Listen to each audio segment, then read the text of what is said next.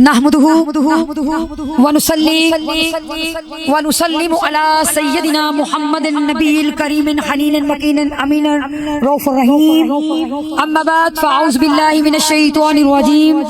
بسم اللہ الرحمن الرحیم وَإِنَّكَ لَعَلَىٰ خُلُقٍ عَظِيمٍ وَصَدَقَ اللَّهُ الْعَظِيمُ۔ میری نہایت ہی قابل احترام معزز مستحضرین ماؤں بہنوں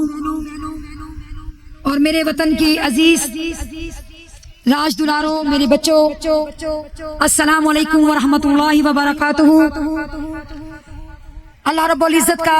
بے پایا فضل و احسان کہ جس کی خاص توفیق اور عنایت کے باعث آج ہم سب یہاں ربیع الاول کی مبارک ساعتوں میں اپنے پیارے آقا تاجدار کائنات محبوب رب العالمین کہ جشن میلاد مصطفیٰ کی یہ بابرکت، یہ نورانی، یہ روحانی، یہ وجدانی محفل سجائے ہوئے ہیں۔ اللہ تبارک تعالیٰ آپ سب کا آنا، سننا، بیٹھنا، سنانا اپنے اور اپنے حبیب کی بارگاہ میں منظور و قبول فرمائے۔ آج کی گفتگو کے لیے جو میں نے موضوع منتخب کیا ہے اس کا عنوان ہے نبی اکرم صلی اللہ علیہ وآلہ وسلم کا خلق عظیم۔ سبحان اللہ کہہ دیں۔ دیکھیں یہ محفل میلاد مصطفیٰ صلی اللہ علیہ وآلہ وسلم کی برکتیں ہیں، یہ اس کے عظیم فوائد ہیں کہ جس کی وجہ سے ایک ہی محفل میں ہمیں سارے رنگ مل جاتے ہیں، ہمیں سارے نظارے مل جاتے ہیں۔ پہلے سناخان مصطفیٰ نے بارگاہ مصطفیٰ صلی اللہ علیہ وآلہ وسلم میں ہدیہ نعت کی صورت میں سرکار کے شمائل کا بیان کیا، حضور کے نظر رخسار کا ذکر کیا، حضور کی کنڈل والی زلفوں کا ذکر کیا، حضور کے بددعا مکھڑے کا ذکر کیا، سناخانہ نے مصطفیٰ نے پیارے آقا کے پیارے مدینے کا ذکر کیا، مدینے کی گلیوں کا ذکر کیا، سجدہ آمنہ کے لال کی بدھائیاں دی، مبارکبادیاں دی، حلیمہ سعدیہ کی لوریاں سنائی، درود و سلام کے گجرے پیش کیے، اور ہم تصور میں یہاں نہیں مدینے میں گلیوں میں گھوم گئے، ہم نے چشمے تصور میں حضور کی ولادت کا منظر بھی دیکھا اور آقا علیہ السلام کی ولادت باسعادت کی ان پور نور، ان نورانی گھڑیوں کو، ان مبارک ساعتوں کو، وہ سہانی گھڑی کہ جس سہانی گھڑی چمکا طیبہ کا چاند، اس دل فروز ساتھ پہ لاکھوں سلام، کروڑوں سلام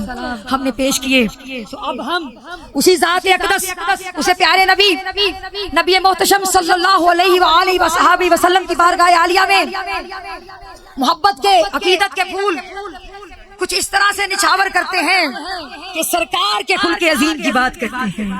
ارے پیارے آقا کے خصائص کی بات کرتے ہیں۔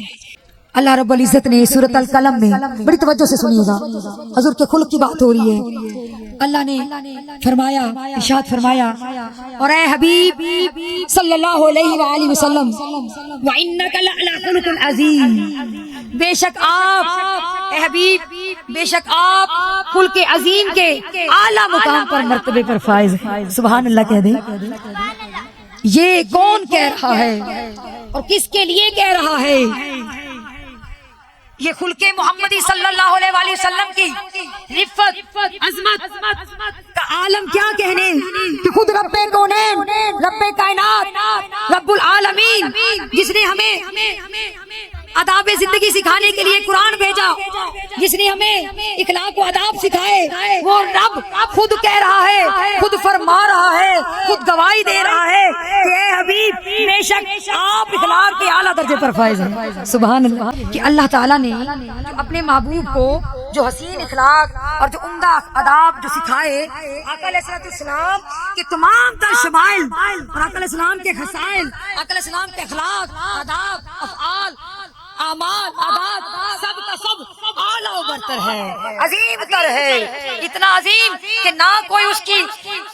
حد ہے، نہ کوئی اس کی وسعت جیسی کسی کی وسعت ہے، نہ بلندی جیسی کسی کی بلندی ہے، کوئی حد نہیں، جتنے عظیم حضور کے اخلاق ہیں اور آپ کی عظمت اور کمال ہمہ پہلو اور ہمہ جہت ہیں، اور آپ کے جملہ اخلاق اور اصاف ان منتہائے کمال پر ہیں۔ اور کیوں ہے؟ سنیے کیوں ہے آپ حضور کی ذات کو اللہ تعالیٰ نے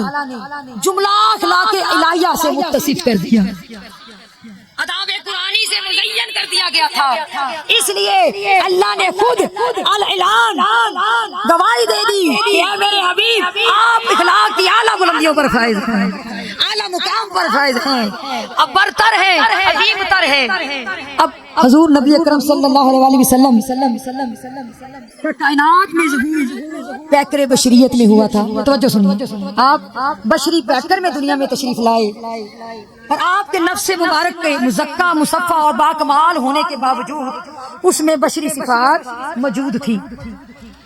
اس حقیقت کی بنا پر کوئی یہ سوال کر سکتا ہے کہ ان بشری صفات کے ساتھ حضور کے اخلاق مبارک، خلق عظیم اور اخلاق الہیہ کیسے بن سکتے ہیں؟ تو اس سوال کا جواب یہ ہے کہ اللہ تعالیٰ نے آپ کی بشری صفات پر اپنی صفات کا رنگ چڑھا دیا تھا۔ اللہ نے آپ کو سینہ اقدس پر قرآن نازل کیا، قرآن کی آیات اتاری، اور اللہ تعالیٰ کا کلام قرآن اللہ کی صفت ہے، تو اللہ کی ساری آیات، قرآن کی ساری آیات اللہ کی صفات ہے۔ تو جیسے جیسے کوئی قرآن کی آیت نازل ہوتی جاتی، کوئی آیت نازل ہوتی جاتی، حضور کا ایک خلق بشری، ایک بشری وصف الگ ہو جاتا،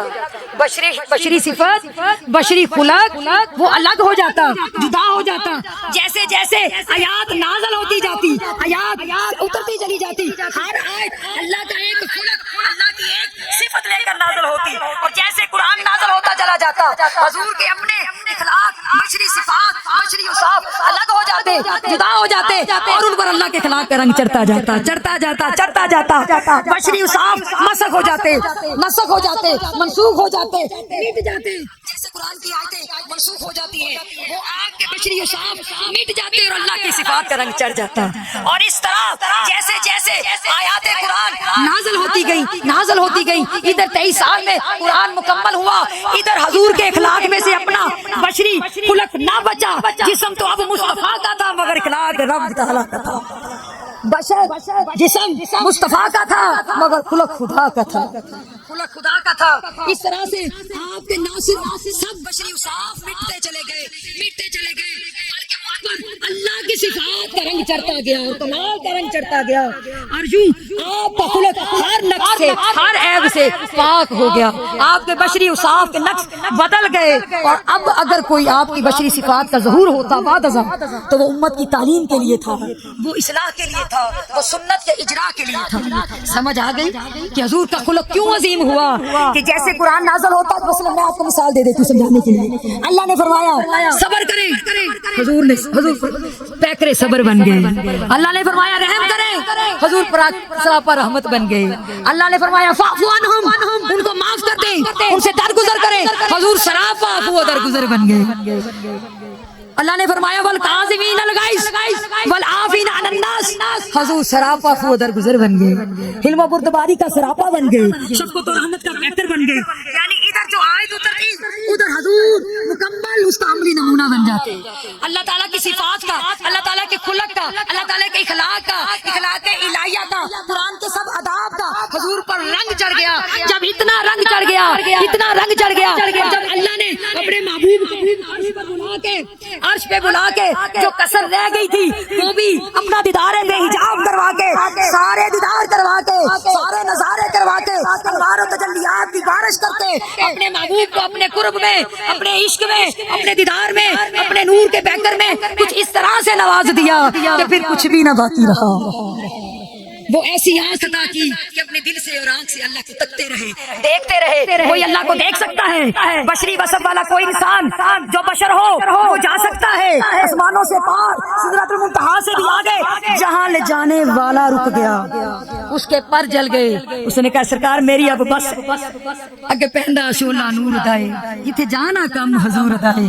حضور میں تو آگے میری بس ہے۔ پھر وہ دیکھیں، ارے بشر کہنے والوں،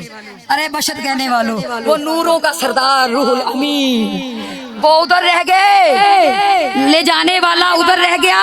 سدرۃ المنتہا پر سب نبی پیغمبر رسول فرشتے حور و ملائکہ تکتے رہ گئے، میری سرکار آگے چلے گئے۔ تو کیوں پھر اللہ نے کہا وَإِنَّكَ لَعَلَىٰ خُلُقٍ عَظِيمٍ، محبوب اب تو میں نے سارے ہی رنگ تم پر چڑھا دیے ہیں، سارے رنگ چڑھا دیے ہیں، تمہیں کمال، تیرے خلق کو اتنا کمال حاصل ہو گیا ہے کہ میں خود رب ہو کر گواہی دیتا ہوں کہ تو خلق عظیم پر فائز ہے۔ نہ تیرے جیسی کسی کی صورت ہے، محمد بنا کے قلم توڑ دیتا، نہ تیرے جیسی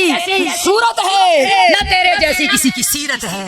نہ تیرے جیسا کسی کو خلق دیا ہے، نہ تیرے جیسا کسی کو خلق دیا ہے۔ ارے سیدہ عائشہ صدیقہ رضی اللہ تعالی عنہا سے جب پوچھا صحابہ نے کہ ہمیں پیارے نبی کے اخلاق کے بارے میں تو کچھ بتائے، تو آپ نے پوچھا، استفسار کیا، حیرت کا اظہار کیا، کیا تم لوگوں نے کبھی قرآن نہیں پڑھا جو مجھ سے محمد کے اخلاق کے بارے میں پوچھتے ہو؟ کیا آپ نے قرآن نہیں پڑھا؟ آپ نے فرمایا کان خلقہ القرآن، کہ آپ کا خلق ہی تو قرآن ہے، سبحان اللہ۔ آپ نے فرمایا ارے قرآن کی ایک ایک آیت، ساری آیات، سارا قرآن میرے مصطفیٰ کا اخلاق ہے، مصطفیٰ کا اخلاق ہے۔ جیسے قرآن کے معنی و معارف اعلیٰ ہے، عرفہ ہے، ان کی کوئی حد نہیں، کوئی لمٹ نہیں، کوئی آج تک قرآن کے معنی و معارف کو مکمل طور پر سمجھنے کا دعویٰ نہیں کر سکتا، کہہ نہیں سکتا کہ میں نے مکمل طور پر قرآن کو سمجھ لیا۔ اسی طرح مصطفیٰ کے اخلاق کی بنا کوئی حد ہے، وہ بھی اپنی آپ میں اتنے اعلیٰ، اتنے عرفہ ہیں، اتنے جامع ہیں، اتنے اکمل ہیں کہ کسی کو آج تک ان کی سمجھ ہی نہیں آئی۔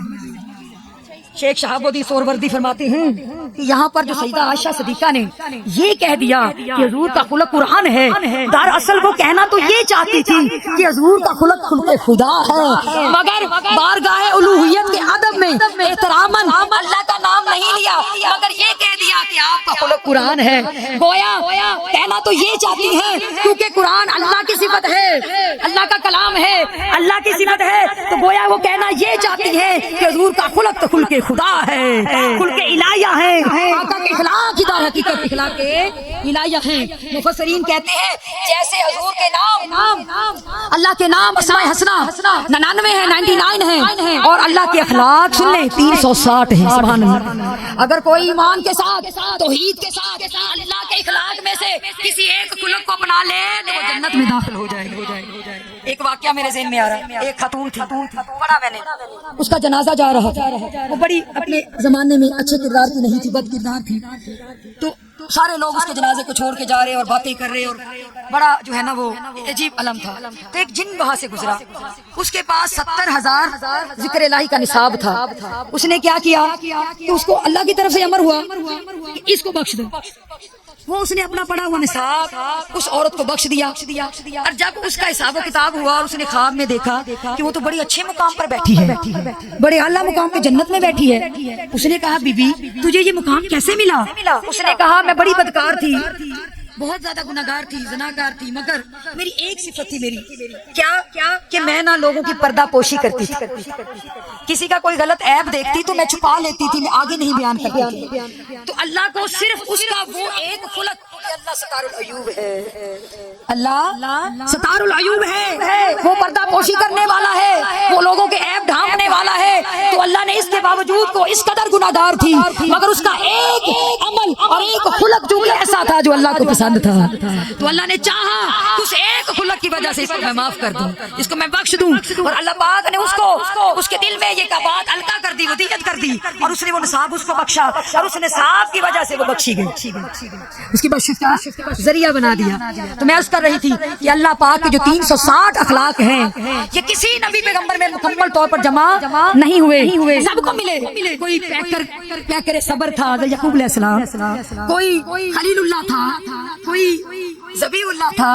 سب اللہ کے محبوب پیارے نبی، ساری صفات ان میں بھی تھی، اللہ نے ان کو بھی چن چن کے اپنی صفات کا رنگ چڑھایا ہوا تھا، معجزات فضائل عطا کیے ہوئے تھے، مقام درجے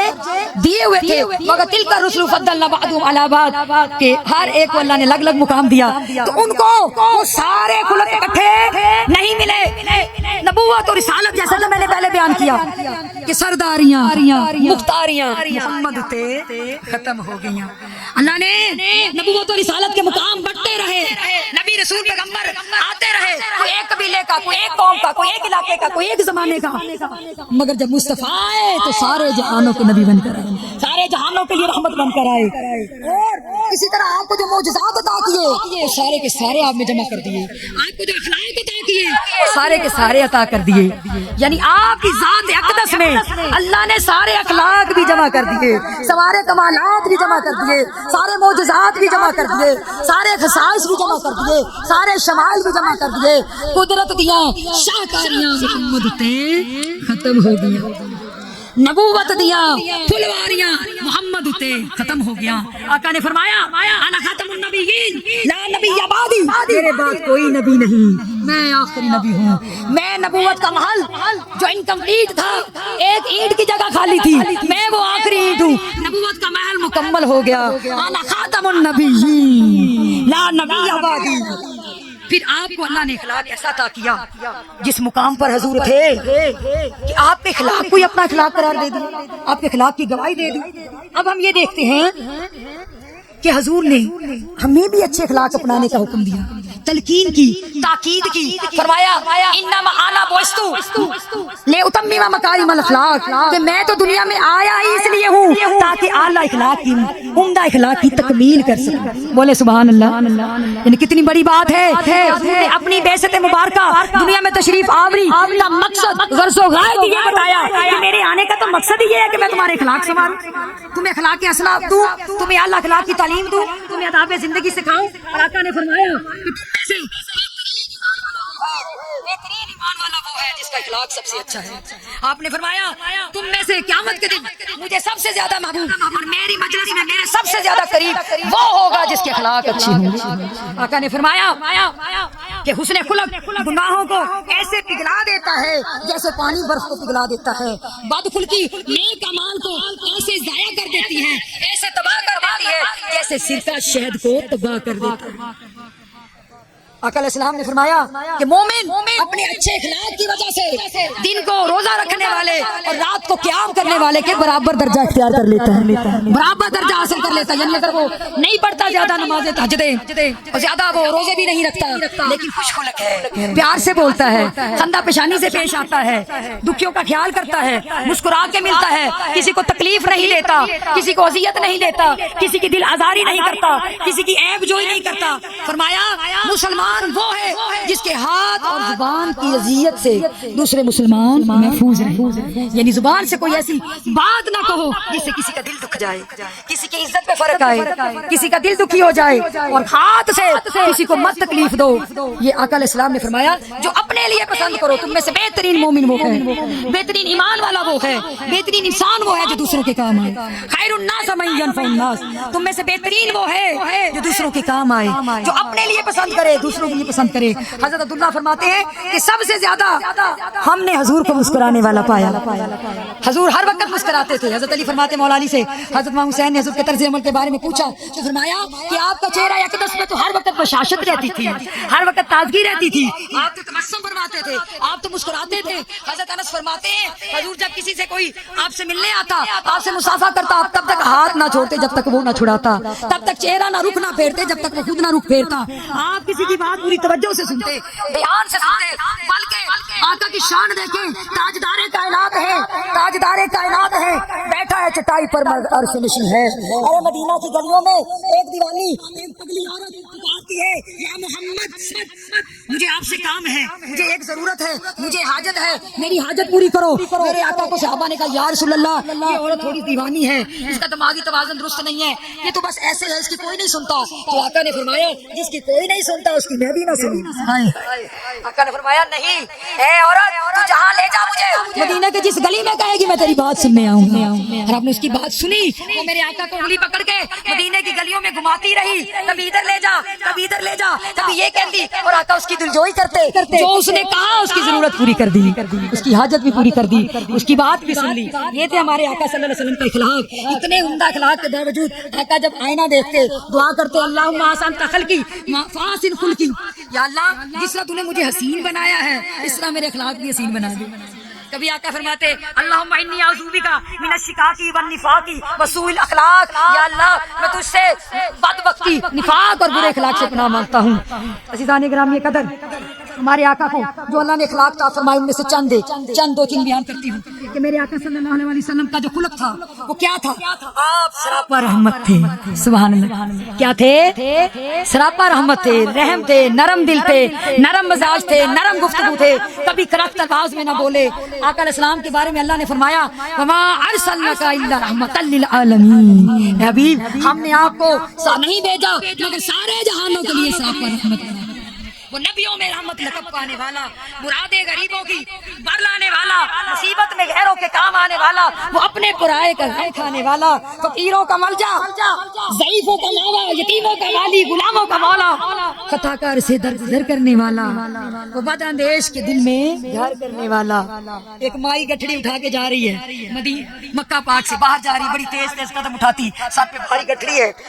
ایک نوجوان ملتا ہے اس کو، وہ کہتا ہے بی بی ماں کہاں جا رہی ہے اتنی تیزی سے، گھبرائی ہوئی، ساتھ پہ اتنا بھار اٹھایا ہوا، لا ماں مجھے دے دے میں اٹھا لیتا ہوں۔ وہ اس کو دے دیتی ہے، جا رہی ہے، ساتھ اسے دیکھتی ہے کہ بیٹا تو کتنے میٹھے بولوں والا ہے، کتنی سونی صورت والا ہے، میں تمہیں ایک نصیحت کرتی ہوں، شہر مکہ میں نا ایک جادوگر آیا ہوا ہے، کہتی ہے کہ جادوگر آیا ہوا ہے، میں نے سنا ہے وہ بڑی میٹھی زبان بولتا ہے، بڑی بھولی صورت والا ہے، بڑی میٹھی زبان بولتا ہے، بس وہ جب بولتا ہے تو کسی کا دل موہ لیتا ہے، اور ہم لوگ جو ہے وہ اس کی باتوں میں آ جاتے ہیں اور اپنا دین باؤ جداد والا باپ دادے والا چھوڑ کے تو اس کا دین قبول کر لیتے ہیں، اس کا کلمہ پڑھ لیتے ہیں۔ تو بیٹا میں تجھے نصیحت کرتی ہوں، تو بڑا پیارا ہے، تو نا اس کی باتوں میں آ جانا کہیں۔ اچھا سنتے ہیں وہ نوجوان سنتے ہیں، پھر آخر میں وہ کہتی ہے بوڑھی اماں بیٹے بتا تو صحیح تیرا نام کیا ہے؟ انہوں نے کہا میرا نام محمد ہے۔ مائی تو جس سے بچنے کے لیے جا رہی ہے وہ تو میں ہوں۔ وہ کہتی ہے اگر محمد تیرا نام ہے تو میں صدقے واری جاؤں، میں تیرے قربان جاؤں، تیری صورت کے، تیری میٹھی زبان کے، میں تیرا کلمہ پڑھتی ہوں، مجھے کلمہ پڑھا دیں۔ تو یہ سرکار تھے نا جو بد اندیش کے دل میں گھر کرنے والے۔ کوئی قتل کرنے آتا تھا، حضور کا حسن و جمال دیکھ کے فدا ہو جاتا تھا، تلوار ہاتھ سے گر جاتی، روح مصطفیٰ کو تکتا تکتا ہی رہ جاتا، وہیں کلمہ پڑھ لیتا۔ تو اللہ نے فرمایا ورحماتی وسعت کل شیء، کہ میری جو رحمت ہے وہ ہر شے پر غالب ہے۔ اب اللہ سے پوچھتے ہیں تیری وہ رحمت ہے کون سی؟ اس نے تو برملا کہا ہوا ہے وما ارسلناک الا رحمۃ لل، ایک طرف کہہ رہے ہیں کہ میری رحمت ہر شے پہ غالب ہے، اس کا مطلب یہ ہے کہ اللہ تعالیٰ فرماتا ہے کہ یہ جو میرے مصطفیٰ کا وجود ہے، یہ جو وجود رحمت ہے، یہ کائنات کے ذرے ذرے پر اس کی رحمت چھائی ہوئی ہے۔ اگر رب العالمین میں ہوں تو رحمت العالمین میرا مصطفیٰ ہے، جس کا میں رب ہوں، جہاں جہاں میری خدائی کا ڈنکا بجتا ہے، جہاں جہاں عالم ارض و سما میں، کائنات میں، ہر زمانے میں، ہر عالم کا میں رب ہوں، اور میری ربوبیت اور میری الوہیت کے دائرے سے کوئی ایک زمانہ، کوئی ایک عالم باہر نہیں، خارج نہیں، اس دائرے سے نہیں ہے باہر۔ تو اسی طرح میرے مصطفیٰ محمد تیرے وجود رحمت سے بھی اس کائنات کا نہیں بلکہ عالم ارض و سما کا نہیں، ہر عالم کے لیے تو رحمت ہے۔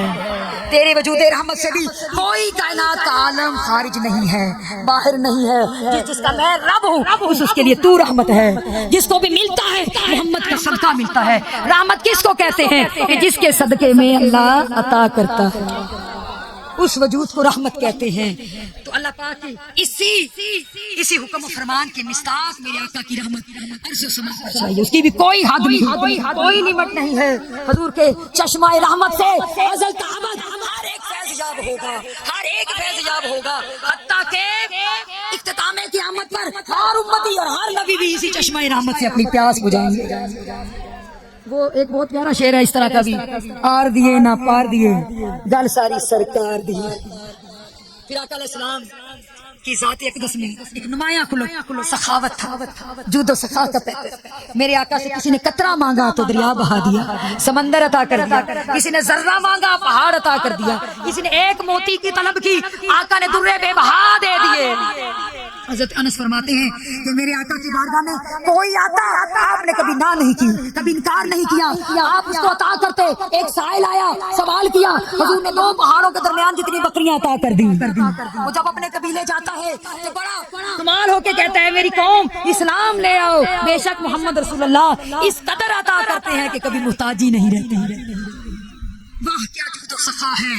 شاہ بطحا تھے تیرا، نہیں سنتا ہی نہیں مانگنے والا تیرا، اور بات ان پر جو چھوڑ دیتے ہیں دل شکستہ وہ جوڑ دیتے ہیں، اور ان کے جود و سخا کے کیا کہنے، لاکھ مانگو کروڑ دیتے ہیں، لاکھ مانگو کروڑ دیتے ہیں۔ ایسا کبھی نہیں ہوا کہ کسی نے رسول اللہ سے کوئی چیز مانگی ہو اور آپ نے انکار کیا ہو، آپ نے انکار کیا ہو، بلکہ اگر آپ کے پاس اس وقت کوئی چیز موجود نہ ہوتی تو اپنی ضمانت دے کر صحابہ سے لے کر دے دیتے۔ ایک بار ایک مہمان آیا، حضور نے صحابہ سے کہا کوئی ہے اس کی مہمان نوازی کرے؟ حضرت ابو طلحہ کھڑے ہوئے انصاری کہا یا رسول اللہ میں ان کو اپنا مہمان بناتا ہوں۔ گھر میں لے گئے، بیوی سے کہا یہ رسول اللہ کے مہمان ہیں، جو کچھ بھی ہے پیش کر دو، کچھ چھپانا نہیں۔ انہوں نے کہا اللہ کی قسم صرف اتنا کھانا ہے کہ ہمارے بچے کھا سکتے ہیں۔ آپ نے فرمایا بچوں کو سلا دو، اور جب کھانا کھلانے لگے چراغ بجھا دینا، مہمان یہ سمجھے گا کہ ہم بھی کھا رہے ہیں، تو پیٹ بھر کے کھا لے، کوئی بات نہیں، آج رات ہم بھوکے رہ لیں گے، اللہ کے رسول کا مہمان تو پیٹ بھر کے کھا لے۔ اور پھر جب وہ رسول اللہ کی بارگاہ میں اگلی صبح حاضر ہوئے تو آقا نے فرمایا آپ کے عمل کے باعث اللہ راضی ہو گیا، اللہ خوش ہو گیا اور آپ کو جنت میں داخل کر دی۔ میری ماؤں بہنوں، یہ تھے صحابہ جو آقا کی اپنے یار کی اداؤں پر مر مٹتے تھے، ایک حکم پر سب کچھ یار کے قدموں میں نچھاور کر دیتے تھے، سب کچھ وار دیتے تھے، سب کچھ نثار کر دیتے تھے۔ آج میں آخری پیغام کے ساتھ اجازت چاہتی ہوں کہ آقا علیہ السلام کے خلق تو اتنے ہیں کہ بیان نہیں کر سکتے۔ آپ عفو و درگزر کا پیکر، کیسے پیکر تھے کہ وہ مکہ والے جنہوں نے آپ پر ظلم و ستم کی انتہا کر دی، پہاڑ توڑ ڈالے، آپ کو ہجرت مکہ پر مجبور کر دیا، اللہ کا پیارا گھر چھوڑنے پر مجبور کر دیا، آپ کے یاروں آپ کے غلاموں پر ظلم کے پہاڑ توڑے، مگر جب فتح مکہ ہوا اور وہ تھر تھر کانپ رہے تھے کہ آج ہماری خیر نہیں، آج ہمیں کوئی نہیں بچا سکتا، تو میرے آقا نے فرمایا عفو و درگزر کی مثال قائم کر دی کہ آقا نے فرمایا آج میں تمہارے لیے وہی کہوں گا جو یوسف نے اپنے بھائیوں سے کہا تھا، آج تم پر کوئی بدلہ نہیں ہے، آج تم آزاد ہو۔ یہ تھے ہمارے آقا کہ طائف کے بازاروں میں لہو لہان ہو گئے، آپ کے جسم اقدس سے خون اتنا بہا کہ پاؤں کے جوتے بھر گئے، اور جب فرشتے نے عرض کی یا رسول اللہ نے مجھے بھیجا، یہ پہاڑوں کا فرشتہ جبریل امین آئے، آپ حکم دیں اس قوم کو پہاڑوں، دونوں پہاڑوں کے اندر کسیچ دیتے ہیں، تباہ و برباد کر دیتے ہیں۔ میرے آقا نے فرمایا نہیں، میں ان سے کوئی بدلہ نہیں لینا چاہتا، میں صرف یہ کہتا ہوں اللہ ان کو معاف کر دے، اے اللہ ان کو معاف کر دے، اے اللہ انہیں ہدایت دے دے، یہ مجھے نہیں جانتے، شاید ان کی نسل میں کوئی ہو جو اسلام قبول کر لے۔ یہ ہمارے آقا کا فو درگزر تھا۔ آج میں اس بات پر کہ اگر ہمیں اپنے آقا سے پیار ہے تو ہمیں ان کی سنتوں کو بھی اپنانا ہوگا، ہمیں ان کے اخلاق کو اپنانا ہوگا، ہمیں ان کے اسوہ حسنہ کو اپنانا ہوگا، ہمیں ان کی سیرت مبارکہ، ان کی حیات طیبہ کے مطابق، ان کے بتائے ہوئے طریقے کے مطابق زندگی گزارنا ہوگی، کیونکہ صحابہ کرام کی محبت کا یہی عالم تھا۔ حضور کی ایک ایک ادا کو فالو کرتے تھے، ایک ایک حکم پر عمل کرتے تھے۔ تو آقا علیہ السلام کی سب سے پیاری چیز کیا ہے پتہ ہے آپ کو؟ نماز۔